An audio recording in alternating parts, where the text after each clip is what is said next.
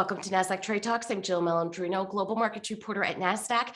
National Financial Literacy Month is celebrated in April, which is a great opportunity for us to check and promote our financial situation and skills. Joining me for this segment, we have Ric Edelman, founder of DACFP, to discuss the truth about digital assets. Ric, it's great to see you again. Welcome back to Trade Talks. Always good to be with you, Jill. Thanks. Ric, when did you get started with digital assets and what got you interested?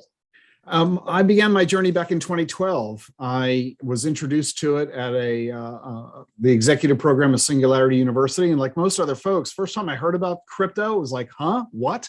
It didn't make any sense. But rather than just dismiss it out of hand, I wanted to learn more and see if there's a there. Began extensive research, been heavily involved ever since, and realized this is a big transformative technological innovation. So 4 years ago, I created DACFP, the Digital Assets Council of Financial Professionals, to teach the financial community about this new technology. And Ric, you're the most successful financial advisor in the publishing field, #1 New York Times bestselling author of 10 books, including a children's book on money, which I find great, and more than 1 million copies of your books in print in 7 languages worldwide. What made you decide to focus on digital assets and write the truth about crypto? I had promised my wife no more books. They're so time intensive and it's a solitary act. But then along came crypto. This is such a new and transformative technology. The first new asset class in 150 years. It was oil was the last time we had anything truly new back in the 1850s. And this has such investment potential for ordinary investors and consumers, big implications for financial advisors and the entire financial services industry. I simply couldn't sit back and not talk about it. So the truth about crypto is a deep dive designed for beginners, people who know nothing about it. We've heard about Bitcoin, heard about NFTs, but what is this stuff?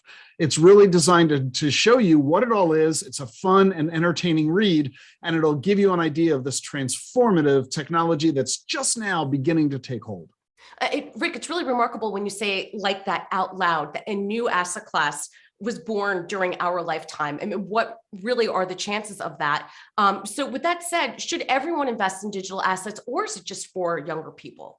You're exactly right, Jill. This is so shockingly new. We're never going to see this again, likely, in our lifetimes. We don't want to miss it. And therefore, it's really for everybody if you have a diversified portfolio, and you believe in owning a wide array of asset classes. Most people do. Stocks, bonds, real estate, gold, oil, foreign investments, government securities, bonds.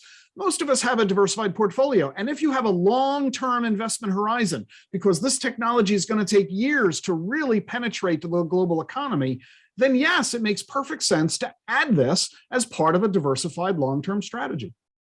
How do you go about investing? Well, that's the big question, isn't it? Because, okay, it makes sense, I ought to do it, but how? The good news is this: there are so many different ways you can engage that didn't exist even 2-3 years ago. You don't have to go to an online exchange to buy Bitcoin or Ethereum or other digital assets directly. You can certainly do that, but you know what? There are ETFs out there that'll give you exposure to this asset class. Simple, easy to use, highly liquid, ordinary ETFs that you can add to your brokerage account via any financial advisor. There are dozens of them out there. So there are so many different ways, even IRA custodians that facilitate your ability to do this. And a Roth IRA makes it incredibly simple, easy, low cost, highly liquid. There's really no excuse for sitting on the sidelines anymore. We hear a lot of stories about people losing money to scams and getting hacked. How do you respond to that? Yeah, it's a real sad element of this. And unfortunately, everywhere you see investment opportunity, you see scams. Real estate, stocks, annuities, there are scams everywhere. And we always need to be on the guard. We need to be on the lookout. This is why you're best served working with a financial advisor, someone who can vet the investment opportunities, double check your thinking, help you protect yourself against the scams and the frauds that at first blush might sound enticing. You definitely want to be careful when dealing with this brand new asset class. Is it possible that the government could ban Bitcoin? That question was a big one for a long time, but over the last year, the answer has been resolved. The government is not going to ban this. Instead, they are now fully supportive and behind it. President Biden just several weeks ago issued a new executive order calling on the full forces of the federal government to work together to foster and develop the innovation of blockchain technology, including calling on the Federal Reserve to study the issuance of a central bank digital currency. Elizabeth Warren has said that it is time for the government to do this. Janet Yellen recently gave a speech, the Treasury Secretary, saying that blockchain technology is transformative. There's now a congressional blockchain caucus with 39 members of Congress as members.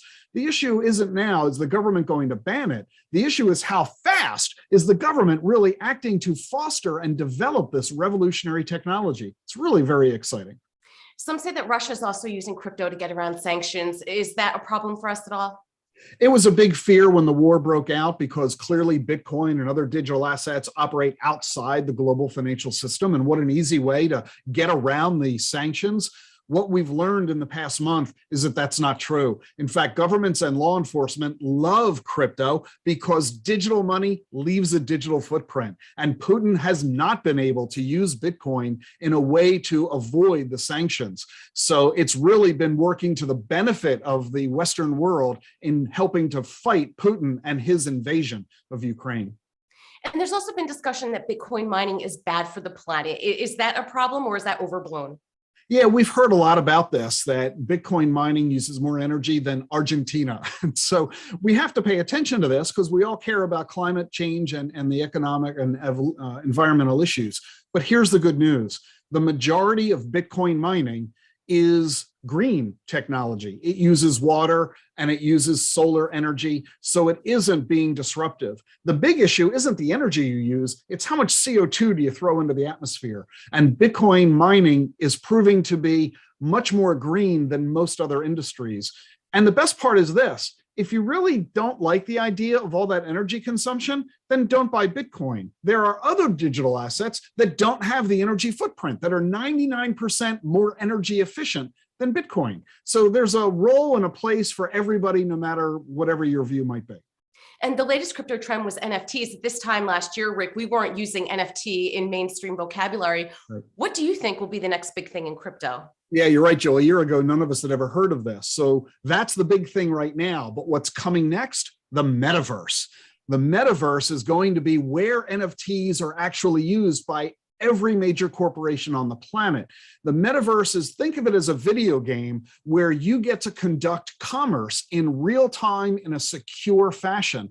This is what's coming next. It's super exciting, an awful lot of fun with tremendous investment opportunity. So you want to learn about this, and all of these subjects are what you get a deep dive into in a highly entertaining way in my new book, The Truth About Crypto. And Rick, to wrap up here, do we really need crypto at the end of the day? Is this just another way for rich people or those in the know to get rich or more rich? Yeah, you're exactly right, Jill. You know, here in the US, we all love to hate the financial industry. We hate our banks. We hate credit cards. We hate the insurance companies. We hate our brokerage firms.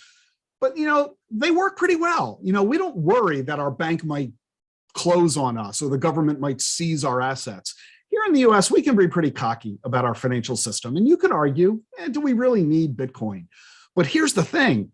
The rest of the world doesn't have what we have. There are nearly 1 billion people around the world who are unbanked. They don't make enough money to open a bank account. There's no bank within 100 miles of them. They are unbanked. They don't have access to a safe storage place to put their money. They don't have access to be able to borrow money. And if you can't borrow money, you can't buy a car, you can't buy a home, you can't pay for education, you can't find the capital to start a business.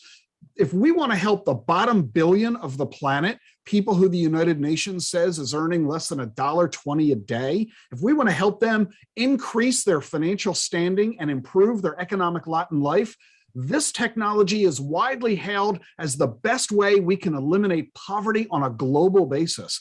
This is why this is so transformative and why adoption of Bitcoin and blockchain is bigger around the world than even here in the United States. All right, Rick, we appreciate the insight. Thanks for joining us on Trade Talks. I'm Jill Malandrino, Global Markets Reporter at Nasdaq.